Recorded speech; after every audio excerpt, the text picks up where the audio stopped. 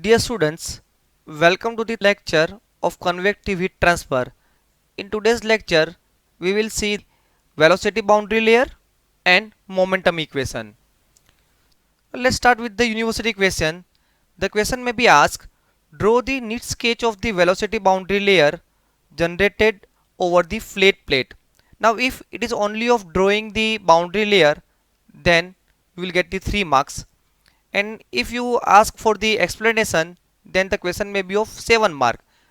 The question may discuss the concept of hydrodynamic boundary layer and explain with reference to Reynolds number, or the question may be explain the concept of hydrodynamic boundary layer and define the boundary layer thickness. This question is of the 7 mark. First, we will understand how to draw the velocity boundary layer and velocity profile. Then after, we will discuss what you need to write in exam. So let's consider the one horizontal plate which is kept in a flow of air, or you can say flow of any fluid in x direction. Then some velocity boundary layer will form around the plate, right? Now if we observe the velocity pattern near to the leading edge, the flow stream is very much smooth and it is in order, but after certain distance it breaks, and then after mixing each other and flow become the turbulent, right? So we can divide the flow in a 3 different zone. The first is a laminar zone, then transition zone and turbulence zone. If we do some detailed analysis, we can see near to the plate surface the flow is still smooth, because we assume that for the first layer, means when y is equal to 0, the velocity of the first layer is also 0. So near to the first layer, means in second layer, third layer, the velocity is very much less, so the flow is smooth and it is laminar. So here it is the laminar sublayer within the turbulent zone. Now you can also observe that for this part, for the laminar part, the shape of this curve is the parabolic, right? So we will discuss all these things in theory. For understanding the velocity distribution within a boundary layer, means ये जो boundary layer है उसके अंदर velocity distribution कैसा है वो समझने के लिए let consider the free stream velocity, means velocity of the fluid और air is 40 kilometre per hour. Let discuss the velocity at various point along the y at certain distance from x. Consider this distance is 15 centimeter, and here we want to check the velocity distribution, right? So at the surface the velocity is 0, right? Because of the no slip condition. We have discussed this in first lecture.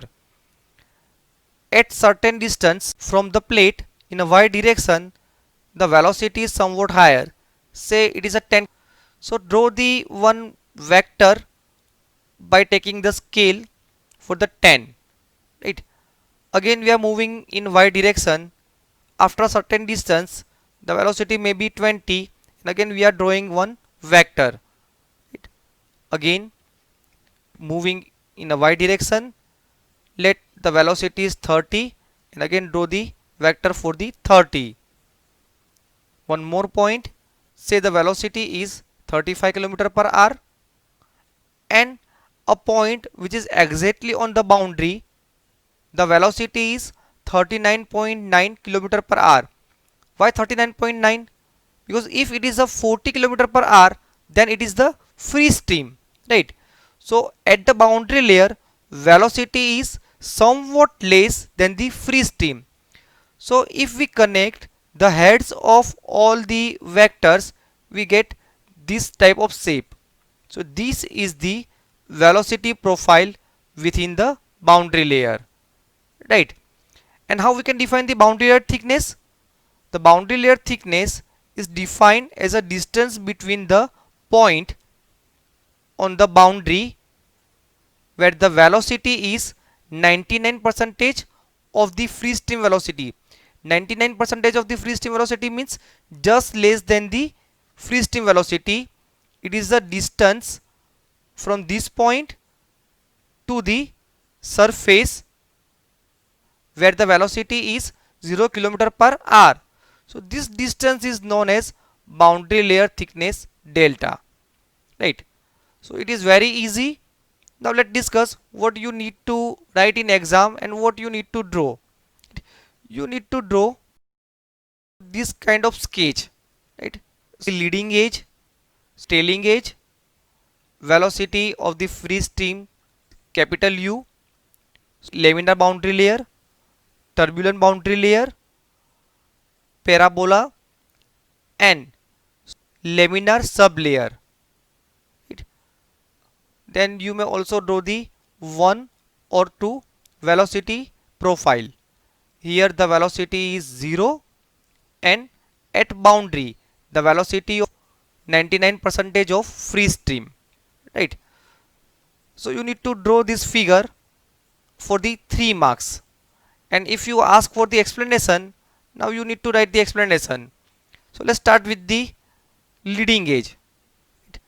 Near to the leading edge the flow is wholly laminar and the velocity distribution is parabolic.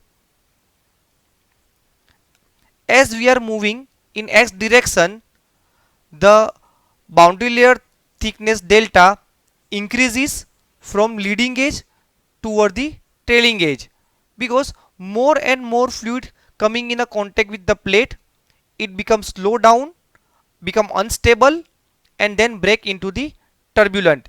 It is because of the viscous resistance, right? So you need to write that the thickness of boundary layer delta increases with distance from leading edge x, as more and more fluid is slowed down by the viscous boundaries. Then it becomes unstable and breaks into the turbulent flow, right? For the turbulent boundary layer, if the surface is smooth, the roughness projections are covered by a very thin layer which remains still laminar and called laminar sublayer. Means if the plate surface is smooth, the small irregularities on the plate surface will be covered by laminar flow. Why we have discussed this? Because very first layer is having no velocity, and after 1 2 3 layer the velocity is very much less, so the flow is smooth and orderly. So we have one laminar sub layer inside the turbulent zone. So again, what you need to write? For a turbulent boundary layer, if the surface is smooth, the roughness projections are covered by very thin layer which is laminar and called as laminar sublayer. The velocity distribution in a turbulent boundary layer means this velocity distribution is given by log law or Prandtl's 1/7 power law. Here it is parabolic and here it is the log law or Prandtl's 1/7 power law. Now you may also ask to define the boundary layer thickness. So what is the boundary layer thickness? You know that the velocity within a boundary layer increases from 0. Here at the surface it is 0 to the mainstream velocity, means 0 to u asymptotically. Asymptotically means by following the mathematical equation, first it is 0, then it will become the free stream velocity, right? So the boundary layer thickness is defined as distance from surface point to the point where velocity is 99 percentage of the free stream velocity. What is the boundary layer thickness delta? Boundary layer thickness delta is a distance from the point on a surface where velocity is 0 to the point where velocity is 99 percentage of the free stream velocity. This distance is known as boundary layer thickness delta. The boundary layer thickness delta increases as distance x increases. Means here when value of x is less, delta is also less, and we are moving away from the leading edge. As x increases, delta also increases. Delta decreases as u increases. Why? Suppose if free stream velocity is high, now if the free stream velocity is high, more pressure act on the plate, right? Therefore this curve become narrow, right? So if u is high, then the boundary layer thickness delta decreases because of the pressure acting on the plate is high. If the value of u is higher, value of delta is lower. Delta increases as kinematic viscosity mu increases.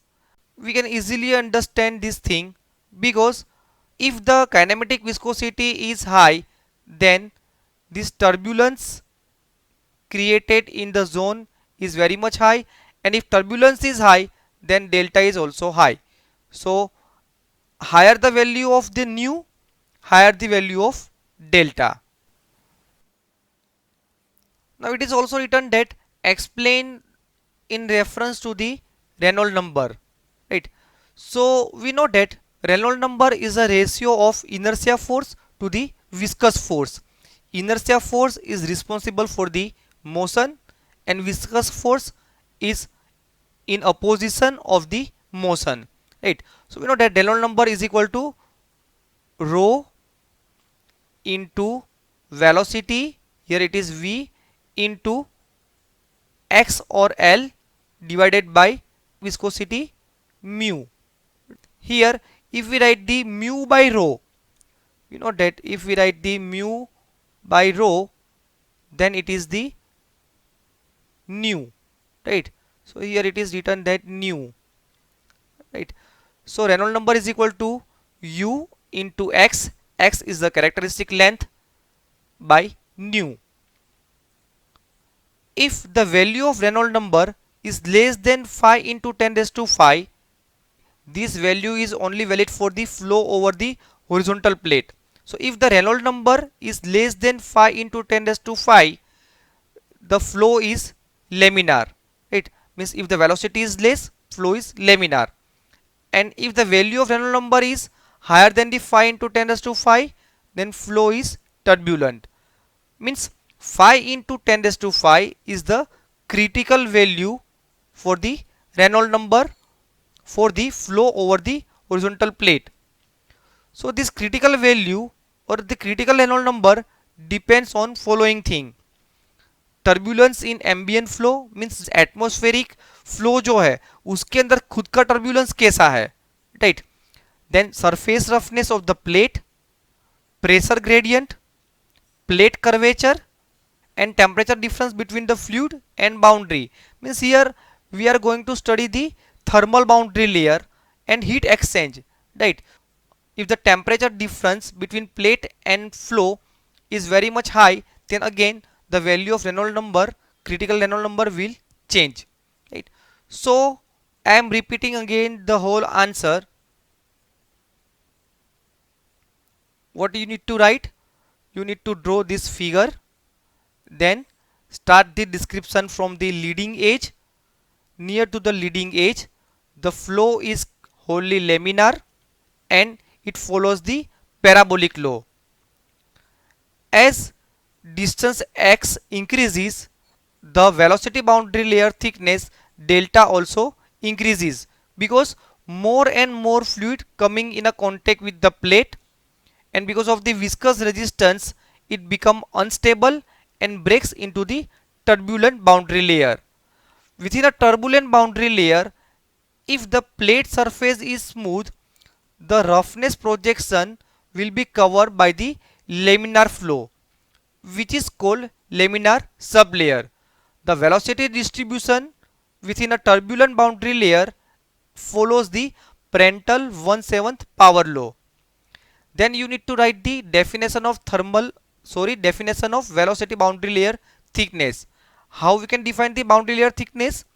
The velocity boundary layer thickness delta is a distance between a point on a plate to the point where velocity is 99 percentage of the free stream velocity. So this distance is known as velocity boundary layer thickness delta. Then we have discussed the Reynolds number, that the critical Reynolds number for the flow over a horizontal plate is 5 into 10 raised to 5, and it depends on these factors. Right. Now similarly, the question may be asked for the boundary layer formation in a pipe. Actually this is not in your syllabus, so I am just showing the figure. When we are discussing the flow over the flat plate, we consider the x and y direction, right? But for understanding the velocity distribution within a pipe, we consider the cylindrical coordinate. R means radius, theta means angle, and z means this direction. So here we know that near to the surface the velocity is very much less. Exactly on the surface velocity is 0, and in the midway the velocity is maximum. So we get this kind of profile, right? So we are not going to discuss this thing in detail. Now we are going to discuss 2-3 very important questions in next lecture.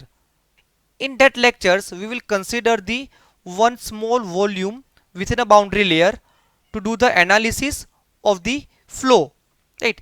So why we are considering this volume? For understanding this, let's see this figure. Here you can see two different figures. Now if we want to do the analysis of this turbine blade, we have two approach. One simple approach is that we consider one volume, we study the flow in the volume, flow out the volume, energy in the volume, energy out the volume. It is an easy approach because we are just considering the volume. But in some cases we have to consider the streamlines, right? So this streamline approach is very difficult. It is known as a differential analysis approach. You will think why I am showing you these two figures, because we are studying the convection. Convection is because of the motion of fluid. So we need to understand the motion of the fluid, and for understanding the motion of fluid we have two different approaches. First is a finite control volume approach, which is very practical. As we have discussed that we consider the one small cube, means one volume, and we apply the continuity equation, momentum equation, and energy equation. So that approach is easy. But in some problem we cannot apply the control volume approach. For example, if we want to study the flow over the horizontal plate, or if we want to study the flow within a pipe, then we can consider the control volume approach. But if we want to study the flow around the turbine blade, or if we want to study the flow around the aeroplane wing, it is very difficult to understand the phenomena by the control volume, because flow over the turbine blade or flow over the aeroplane wing generate the drag and lift force, right? And in both case this drag and lift is very much important, right? So in that case we cannot use the control volume approach, but at this level we will use the control volume approach. So what is the control volume approach? We consider the one small cubic volume within a boundary layer. Within a boundary layer means in this boundary layer we consider the small volume, then we study the mass in, mass out, energy in, energy out, we'll study the momentum in, momentum out, right? So here first we will discuss the continuity equation for this small control volume within the boundary layer over the flat plate, right?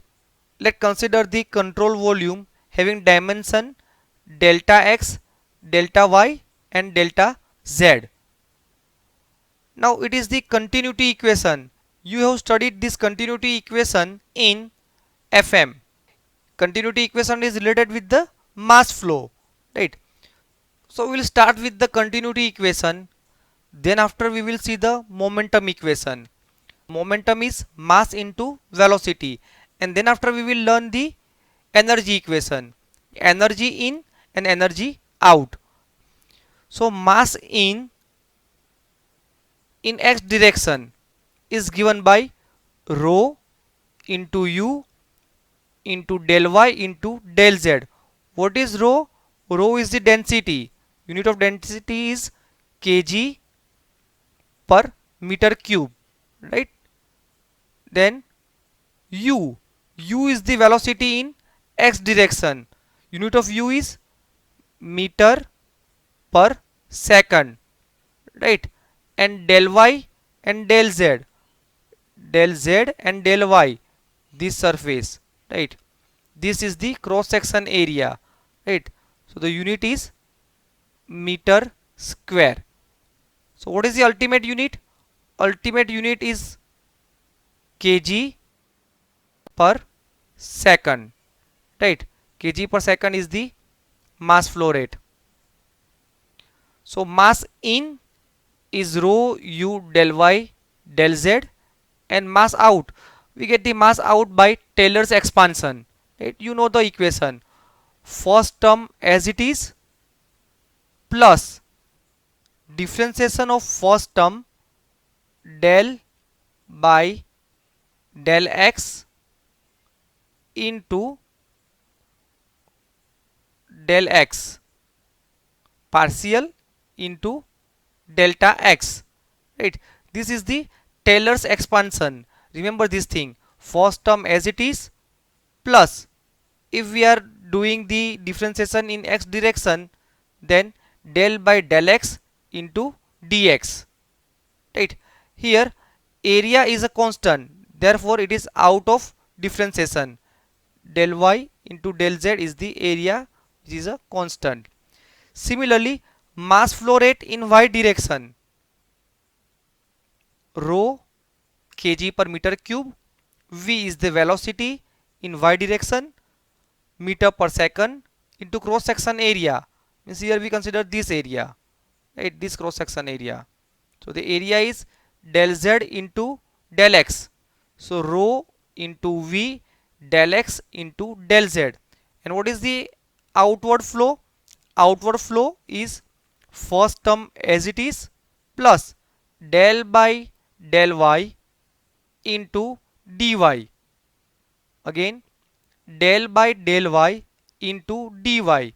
Here del x and del z is a constant term, right? So it is out of differentiation. So it is rho into v, right? Because rho is variable and v is also variable. Here rho is variable and u is variable. Similarly, flow in z direction.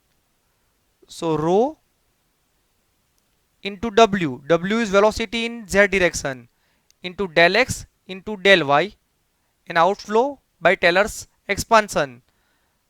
First term as it is plus del by del z of the first term. First term means rho and w is variable, so it is within a bracket, and del x and del y is the area which is constant, so it is out of bracket, and dz, del by del z of first term into dz. It is a Taylor's expansion, right?